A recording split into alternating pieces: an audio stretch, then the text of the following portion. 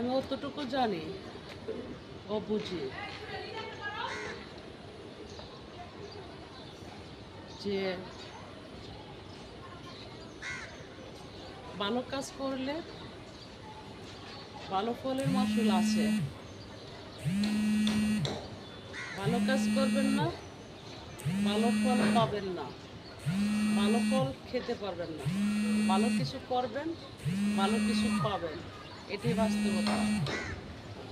দেখেন, আমার শিমুলি জাহান এসএন আইডিতে একটা ফলো ছিল না, 5,000 এক ফলো বন্ধু ছিল। জানেন কি হয়েছে? তখন আমি একদিন প্রোফাইলে ঢুকলাম, ঢুকে দেখি আমার একটা লাইক কমেন্ট কিচ্ছু নাই। তো যত রাজনীতি পোস্ট প্রচার করছি হেডলাইন লেখে লেখা, কারণ আমার হেডলাইন লেখা পোস্ট প্রচার করে কাজ ছিল। তো যাদের পোস্ট প্রচার করছি তারা কিন্তু আমার সাথে সবাই এক ফলো আছে। পরে চিন্তা করলাম এ কি দুর্দশা। শেষ মুহূর্তে আমি বললাম, যারা এক ফলো আছে, কিছু কিছু ভাই ব্রাদার আছে না, দয়াবান ব্যক্তি, বললাম ভাইয়েরা বোনেরা, দুঃখের বিষয় আমার একটা শিমুলিয়ান টিভি লাইক পেজ, একটা লাইক নাই, কমেন্টে নাই, অ্যাড ফলো নাই, একটা ফলো দেয় নাই। আর এটাতে 5,000 বন্ধু আপনারা অ্যাড ফলো, আমাকে একটা লাইক কমেন্টে করলেন না। তো যারা লাইক কমেন্টে করে নাই দেওয়ার মতো, তারা রাজনীতি পোস্ট প্রচার দেখে দেয় নাই। আউট ভাই বোন। তো যাদের পোস্ট প্রচার করছি তারাও তো অ্যাড ফলো আছে। অবশেষে আমি দুঃখ প্রকাশ করলাম। আস্তে আস্তে আস্তে আস্তে আমার ভাইয়েরা কী করলো, আমাকে লাইক কমেন্ট দিয়া অ্যাড ফলো দিয়া 8,000 বন্ধু বানাই দিল। তো শিমুলি জাহান এসএন আইডির বাইরে অনেকে দয়াবান ব্যক্তি। তো শিমুলি জাহান আইডিতেও প্রথম আইডি আমার এটা, আর আগের আইডি আমার সব ডিজেবল করে দিছিল। একই নাম দিয়ে আমি এই আইডিগুলো খুলছি, টাইম দিন তারিখ সবই লেখা আছে, কোন দিন বাদ করছে কী করছে সবই আমি উল্লেখ করছি। তো শেষ মুহূর্তে এই শিমুলি জাহান আইডি তো আমার 6,000 ফলো হলো, অ্যাড ফলো হলো।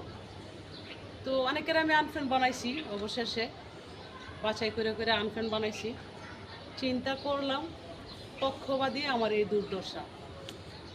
আমি একজন অনলাইন ভার্চুয়াল জগতের মানুষ হইয়া কেন আমি পক্ষবাদী করলাম, নিজের মনকে আমি বুঝাইতে কষ্টই হয়েছে।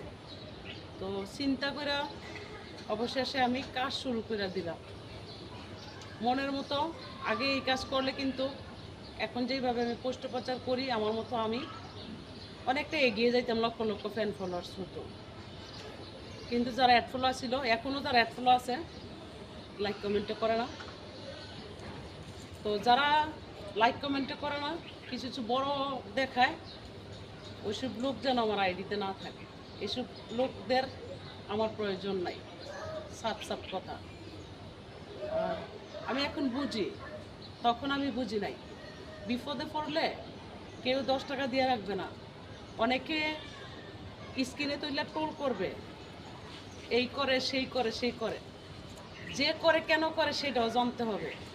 আসলে সে কি ইচ্ছাগতভাবে ফ্যাশনের জন্য করে, নাকি সে প্যাডের ক্ষুদায় করে, নাকি সে বাঁচার জন্য ভবিষ্যৎ সম্বলের জন্য করে, সেটাও জানতে হবে।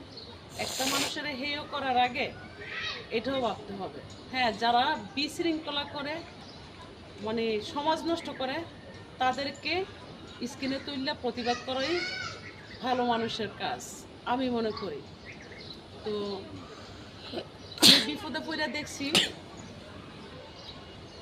কি, আপনারা আমাকে দেখেন, আমার দেহটা অনেকটা ভালো। আসলে আমার অঙ্গ প্রত্যঙ্গ খেয়ে নিচ্ছে, যেই মোতাবেক আমার শরীরে চিকিৎসার দরকার সেই মোতাবেক আমি পৌঁছাইতে পারি না।